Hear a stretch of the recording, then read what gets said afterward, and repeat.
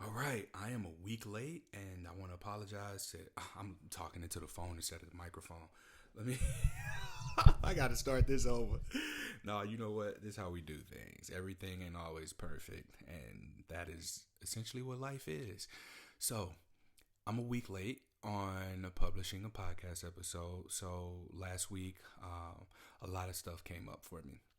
On a Thursday, I was invited to create a presentation for, I guess I can talk about it now since it happened, for the National Coalition of STD Directors. The presentation was not, however, about my work in something positive for positive people. While I got to talk about that, it was more so about yoga. So I presented in front of 647 people on Zoom, all a part of the NCSD network, about self-care practices to minimize burnout and how I've used yoga to do that for myself, and like identity validation as self-care. I'm sorry, identity care as self-care, and through identity validation that is supportive of, and it's supportive of your being. I tried to keep it as practical as possible. I did a real good job at the time, but like I was riding a high from that, and now I'm in the hangover stage because there's so many other things that I now got to get going, and it's all good. It's all good stuff. But I got to just present how identity invalidation is really what causes burnout, and just provide some examples there.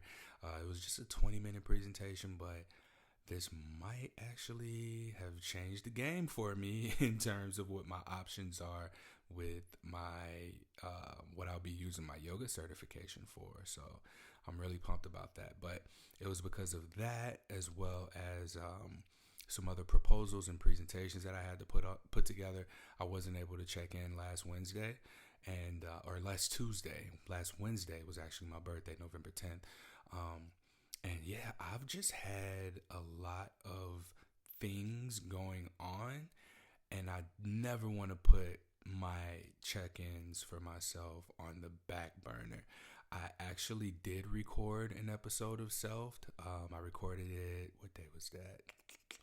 It was Halloween Eve October 30th that I recorded it, but that was not something that I was comfortable sharing. I would have had to edit it a lot, as well as yeah, it was real vulnerable. I just kind of talked through the details of something that was happening to me in the moment, and I think that that's something that I can speak to, but I don't want to go into too much detail about it, just because like it's behind me now. I moved on. I'm moving forward from it, but it was very useful for me to have hit the record button on my phone and talk through the feelings I was experiencing, and in that, to be able to later play it back for myself, I was able to have an objective view, or like be disconnected from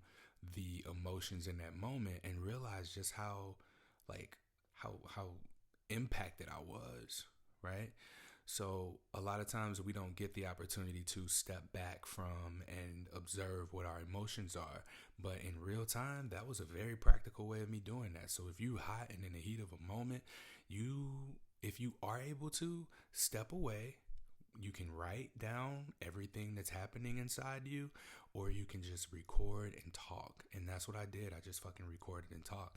And it was 22 minutes of me spilling my guts, explaining a situation that had happened, how I processed it, how I processed it, and what I was going to do moving forward. So as a result of that off week that I had, I was actually able to come back with some pretty good podcast content for this episode today.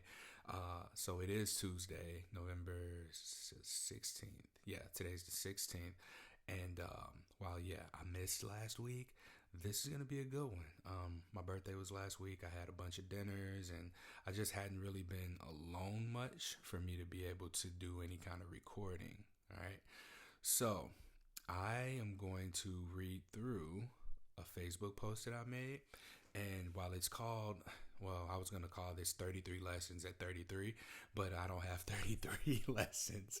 I could probably talk through them if I sat and thought about it, but I'm just going to read through this list, and most of it you've probably already heard. If you've listened to, the first 10 episodes of Self, then these will just be refreshers for you. But starting out with self-care is identity care, and invalidations of identity are what cause suffering.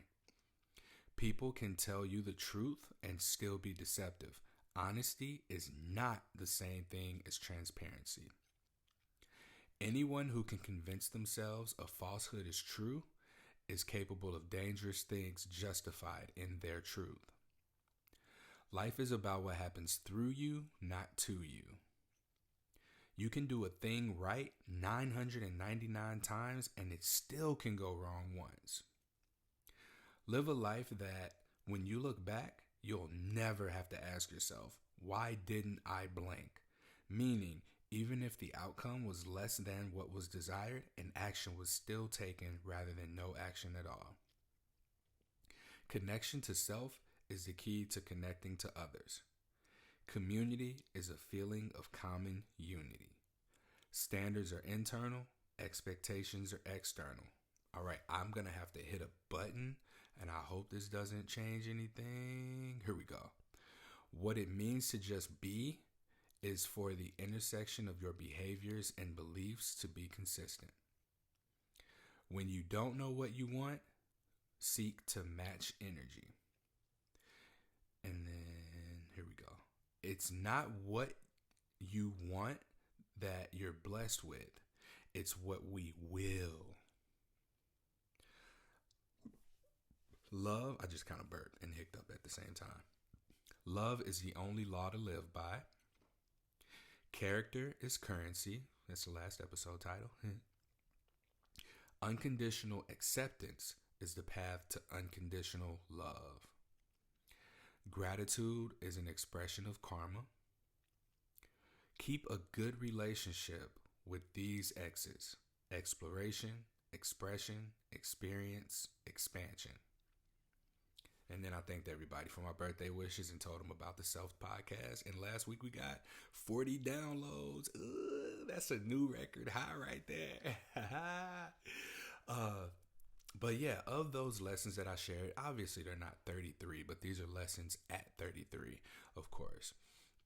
In those, I think that the one that's speaking to me the most right now is the one about deception, in the sense of the transparency is not honesty. Honesty is not transparency. And I say that because I've had someone close to me just really violate what I consider to be trust. Like, I have been the kind of person who, I don't think people need to lie to me. People don't have a reason to lie to me. I think that I'm fairly non-judgmental, even if it's something shady or something that's messed up. I think that I've always been the kind of person that people feel like they can be honest around. And for someone that I trusted, I learned in a way that I shouldn't have that hasn't been the case. So there's this whole thing about, like, you never go through somebody's phone or whatever, but like, when I tell people all the time, follow your intuition, and I don't follow my intuition all the time. I kind of blow it off a little bit because I'm like, no way. I was put in a very unique situation to where going through a phone, it wasn't going through a phone necessarily. It was going through, so I'll just go ahead and tell the fucking story. So, it's 2 weeks ago, a little bit over 2 weeks ago. I think something happened that made me decide that someone I was with wasn't someone that I needed to be with. And this person caused me to feel embarrassed, disappointed, and confused. I allowed myself to feel that way. And it was just because I had expectations, but these expectations were set by this person's behavior. And so when the expectations didn't match reality, there was that's where the disconnect was. And so I was willing to work through the disconnect However, um, during this disconnect, I had a window of time by myself because this person decided that the expectations that I had were my expectations and not their responsibility, right? And so I had some time just to myself. And I was just in the bed, couldn't sleep. So I get on dating sites and I just start swiping. I'm swiping. And I go onto this one dating app that I guess she must have logged into on my phone at some point. And it was when I went to log in, it I guess booted me out. And I went to sign in, and it was her login shit. It was like her Facebook, and I was like, oh.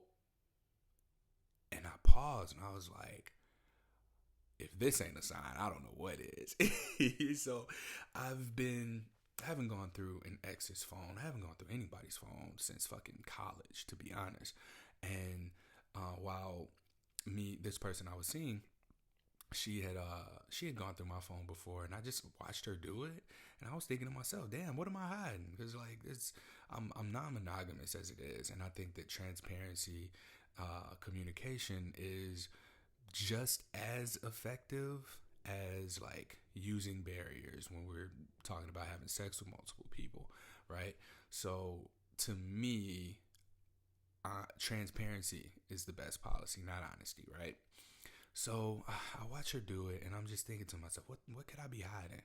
And so I just asked her, I was like, hey, everything okay over there? She's like, yep. Still scrolling through my phone. I'm like, all right, I'm going to just give her a few minutes to see what she finds. Because it'd be a surprise to me.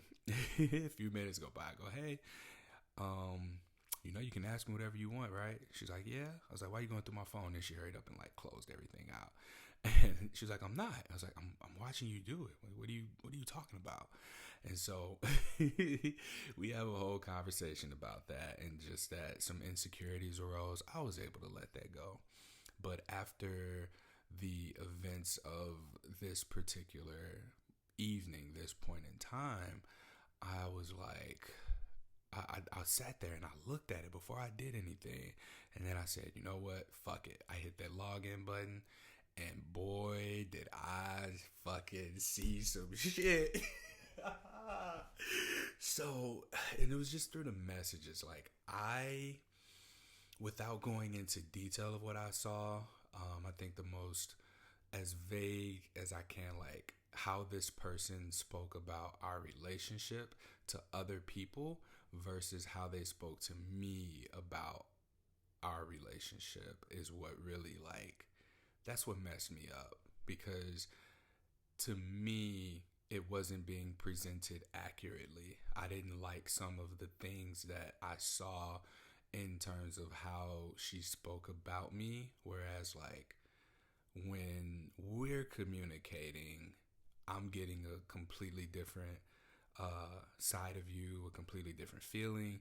And to read that, it kind of hurt. And in the situation that embarrassed me, and this is some wild shit right here, because I'm trying to be as vague as I possibly can, but it's not gonna happen. Um, how the how access into her messages just fell into my lap like that. This was like a divine intervention.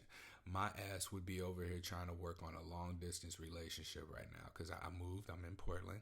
I moved from St. Louis to Portland, 1,700 miles away. And I would fucking be trying to work on a long distance relationship with this person.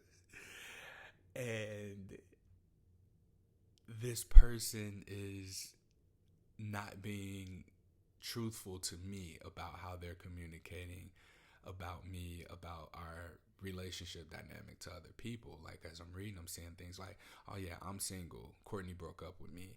But yet, the reality that's being presented is that we are together in some capacity. And this is what I'm picking up, at least. So I read through, and damn, I want to say what happened, but I can't. I don't want to do the same thing that I felt like was done to me. So I'm going to say what my flaws have been, and I'm going to leave it at that.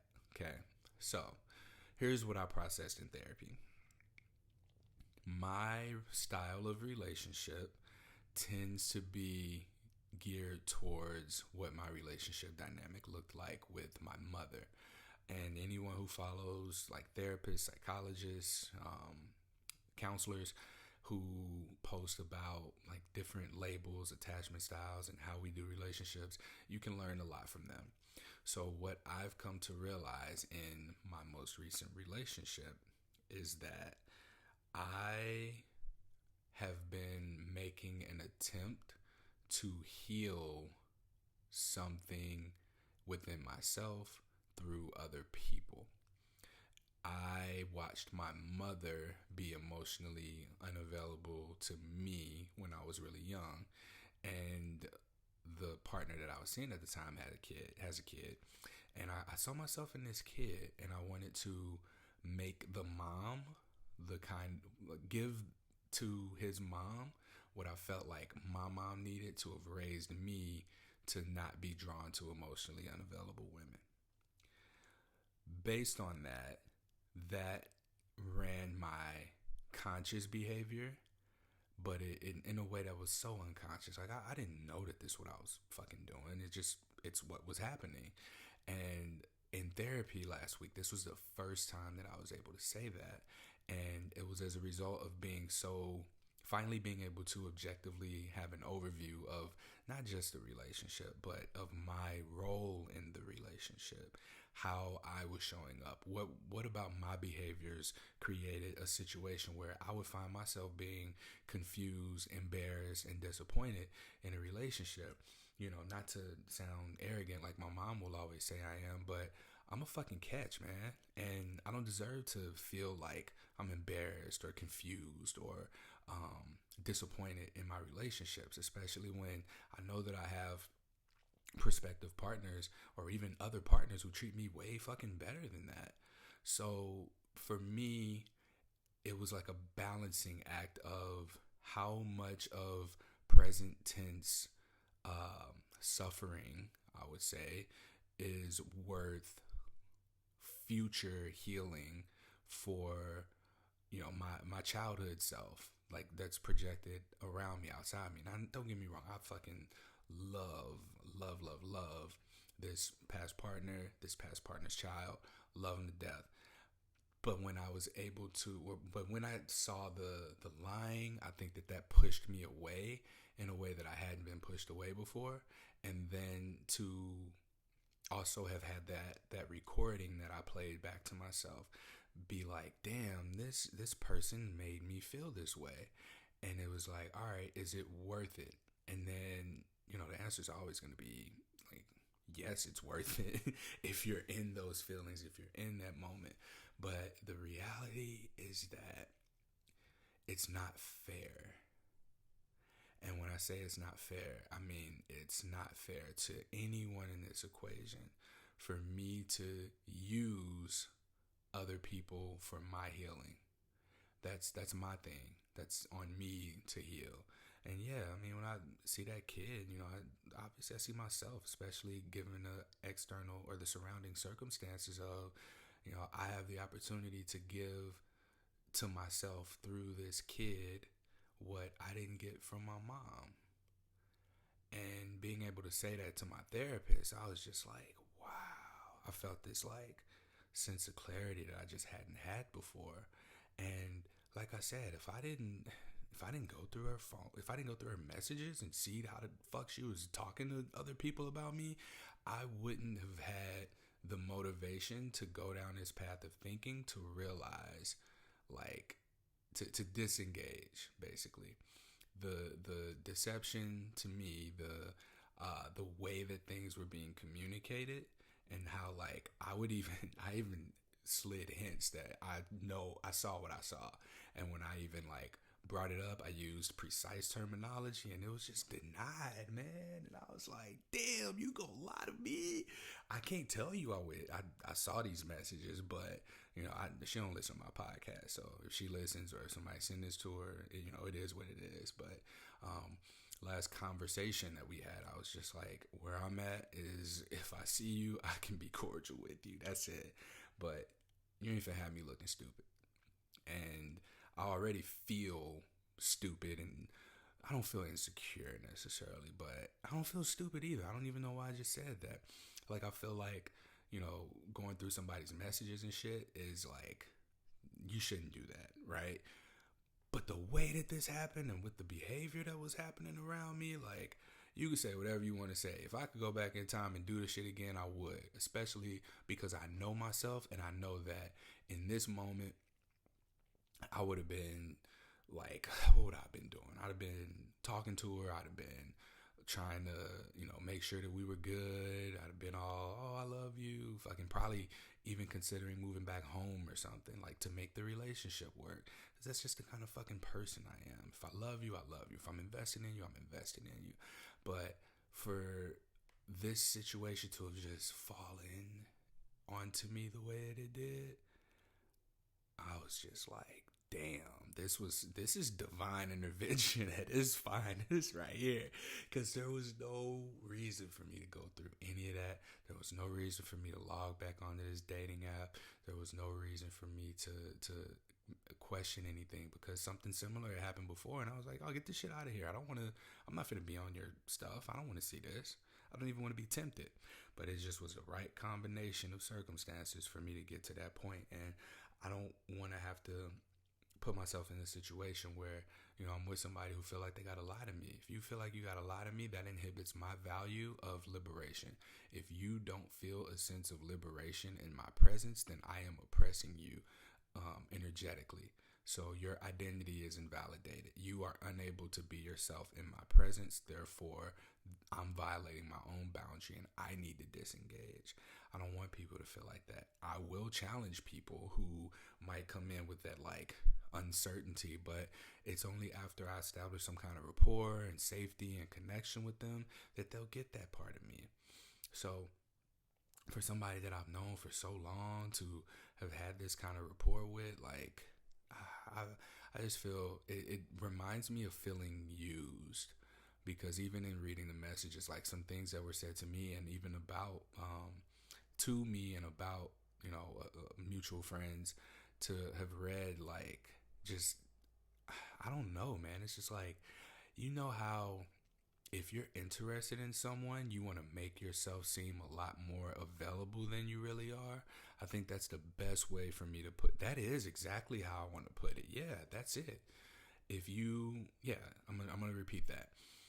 The way that I saw communication occurring between this person and other people was with people that she was interested in, romantically, sexually, whatever.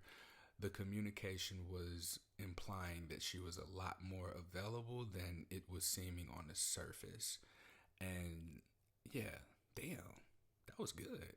The way that I'm communicating tonight, I'm on fire. But I will say this, man, she got me good. So I've been in Portland.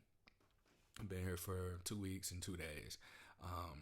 And what was it, like Wednesday or Thursday, I had this big ass box come in. I was like, oh, cool. I saw my name on it. I brought it up to my room, set it down, didn't think anything of it, because I thought that I had a donor who was sending in a computer monitor, and I was like, cool, this is my computer monitor. When I get my computer desk, I'll be able to set this up. And so I messaged her on Friday. It was Saturday. I messaged her on Saturday. I was like, hey, thank you. I got the computer monitor. And she was like, no, you didn't. The tracking says it shouldn't be there for another 2 or 3 days. I was like, what? So I run back up to my room, and I had somebody over here. I had a lady friend over for the weekend. And I go to open the box, and I see this fucking letter. Or I saw her name on there. I saw my ex's name, and then I see this letter, and it was just like, I wasn't sure if you deserved this or if I was going to get this to you, some other shit, blah, blah, blah. And then I open the box, and I see the PS5 box.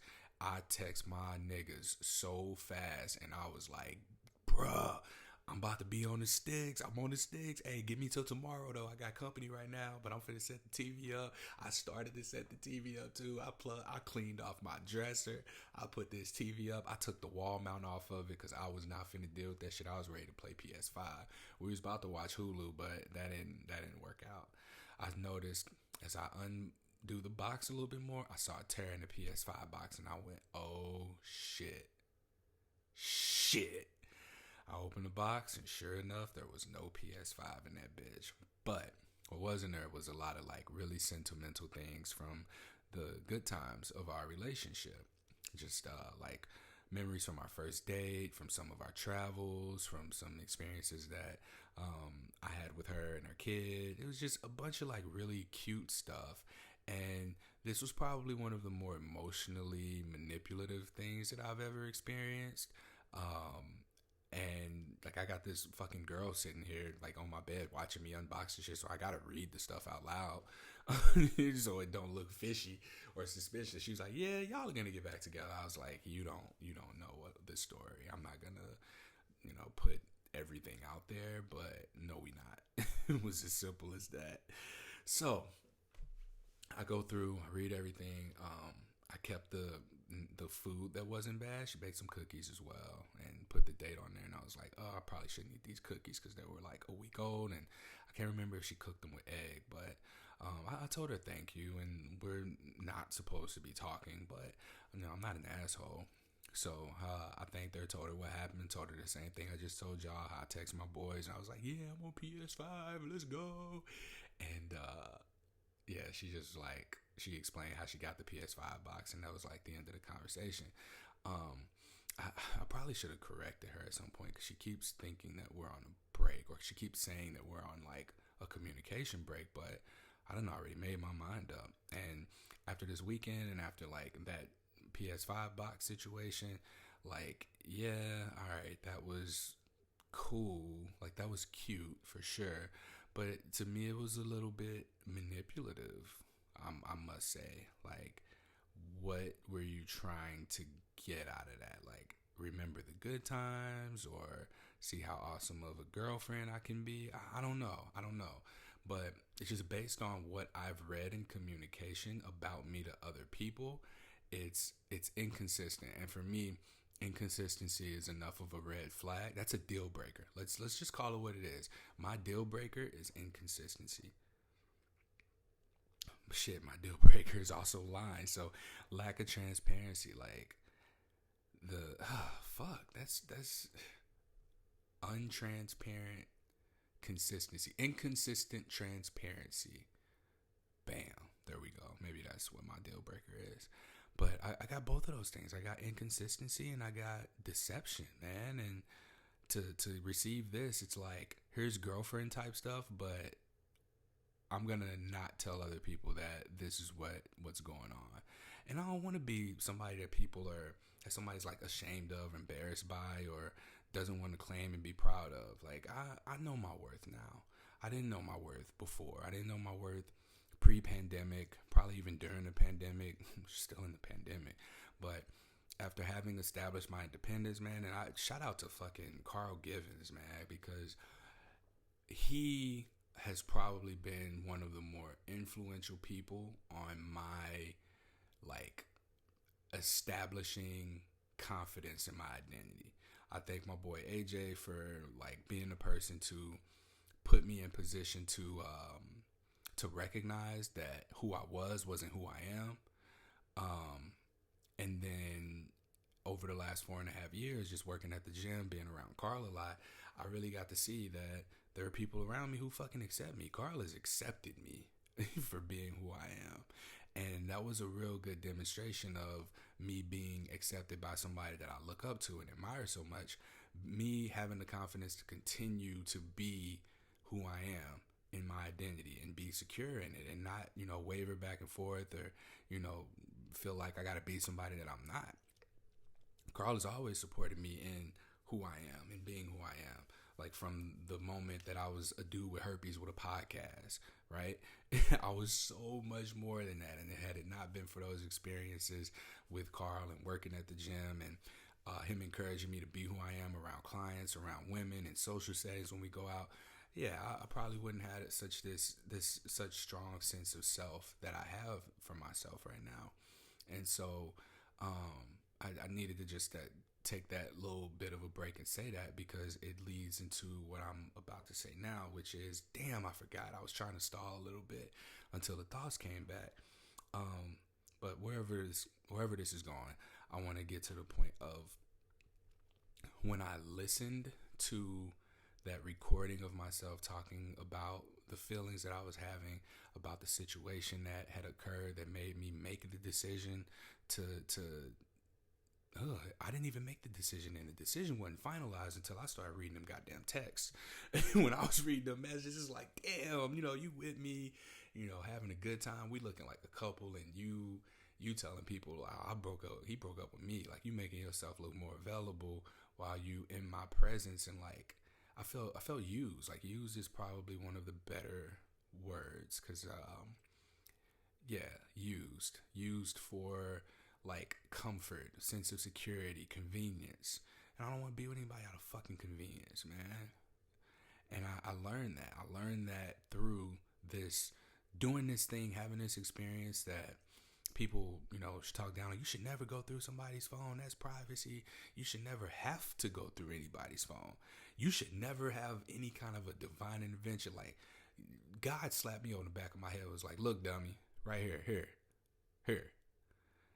And like I said, if that didn't happen, I'd be over here working on a long distance relationship with somebody who ashamed of me, who doesn't, who's been deceptive about me and our relationship. Like, these messages, oh my God, I'm glad I don't have them anymore.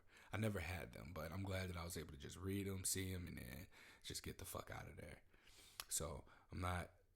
This is it. I don't want to talk about, that relationship anymore. I'm in Portland. I got a clean slate. Things are looking great for me. One of my projects that I've been hoping for, waiting on, started up today, actually. I'm part of a grant. A grant got approved, and I'm doing the work for producing this podcast. And I can't wait to get it up and running so I can talk about that as well. I'm waiting on another contract to come through about another podcast I'm going to be producing. And this is like personal work too. And then hopefully I'm teaching yoga to the National Coalition of STD Directors. And hopefully I get funding for something positive for Positive People Season 2. Otherwise, I'm going to start interviewing organizations and being like, let's talk up your organization, what y'all got going on, blah, blah, blah. Y'all got funding? Y'all want to work together? Cause I ain't too proud. I get up in your face and we'll be interviewing. It'll be a great interview. And so you want to make a donation? How can we work together? What can we do? I'm all about that right now. So I'm motivated. I'm feeling very validated in my identities as a straight black man who's has I'd say queer allyship, or I don't know. I don't really know how to identify in that part. But I'm also a yoga teacher, love anime. All of these intersecting identities have been validated since I moved. Not that they were invalidated where I was, it's just that they weren't being validated. Like, I was stuck. There's only so much you can do on your own without support, without camaraderie, allyship, community. I had family, friends, support back home, but there's a big difference between acceptance and understanding. Acceptance is great, that everyone should strive to be accepting of people. I had that. What I didn't have was understanding. If I'm having issues in my non-monogamous relationship and you're engaged, married, you went the family route, monogamous, there's not much that you can relate to in that sense. I've had friends try to offer advice and try to empathize, but not necessarily see it or be able to challenge it really outside of being like, oh well, why don't you just not be non-monogamous, right? And that's not what I want. I know that's not what I want. And at this moment, I know I don't want any children. I know I don't want a house. Like, I want to be able to travel. Like, I've just finding out who I am, and I'm now in a place where I can really explore and express that because I haven't been before. And so this series of events that have just happened really make me realize it. And more than anything from this podcast episode, like, yeah, I said those lessons, and those are lessons that I actively need to try to live by. I have to try to live by those values, those bits of advice that I've given to myself, that I've put out to the world. And now that I done said this shit, I can't go back on my word. So it ain't no getting back with this girl. It ain't no going back home. Within the next 6 months, me and Carl talked about that. He was like, all right, now once you leave, you can't come back for at least 6 months. So, this isn't about me running away from my problems. It's not about getting out of St. Louis and staying out of St. Louis. It's about being able to go back as much as I want to, because that's the level of success that I'm experiencing, because that's the level of security that I have within myself, my validation of my identities, and being able to really have the identity care that's necessary for me to be anchored in who I am and be able to confidently just navigate the world, man. And that's where I'm at. I've been smiling ever since I got here. Like, I still can't believe it. I got my little room that's upstairs in this nice house in this nice neighborhood. I got the post office, not police office. Well, there is a police station right by the post office. Barbershop. I got a Wingstop, Popeyes. I got this little food cart area with this bomb ass Thai food place that's got avocado fried rice. I got an income now. Like, I could cry. I still ain't had my cry. Like, I just know that when it really hits me, it's probably gonna be when I get that first direct deposit payment come through my bank account. When that hit, I think that's when I'm gonna just fucking cry. I'm gonna hit that Will Smith Pursuit of Happiness clap like he did at the end of that movie when he got that job. I'm gonna just fucking cry. I'm gonna just let that shit rip. I'm letting it out because I'm happy. Not to say that, I haven't had moments of happiness in a while, but I feel like I'm home. And home not in the sense of being in Portland, but home is in the sense of me feeling whatever this is. This peace. Like, I came here with $5,000, no income, and just a dream and some prospective opportunities out. I got health insurance. I ain't had health insurance in 5 years. Apparently Oregon has really great free health insurance. So I got that shit. I can't wait to go to the dentist. I ain't been to the dentist in 5 years. I've been taking damn good care of my teeth. But man, let me tell you, when I go see this dentist, I pray to God everything's okay. I fucking accidentally chipped my tooth with somebody I ain't had no business being around. We knocked teeth together completely accidentally. I got like this little bitty chip. You won't notice it, but I know it's there, and I can't unsee it. So I try to just leave it alone, but hopefully they can put like some pasty shit right there so it's smooth again. But yeah, that's where I'm at. This is 33. This is 33 right here, baby. But it felt really good to get that situation off my chest, put it out to the world, because now I got accountability for myself to not go back. Not to say that recording that I had done wasn't enough to convince me to not go back into the same situation I was already in that's not desired. But there's just something about putting it out there to the world and being real to it. So yeah, it's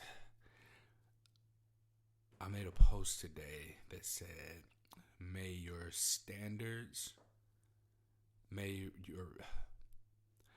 don't let reality set your standards.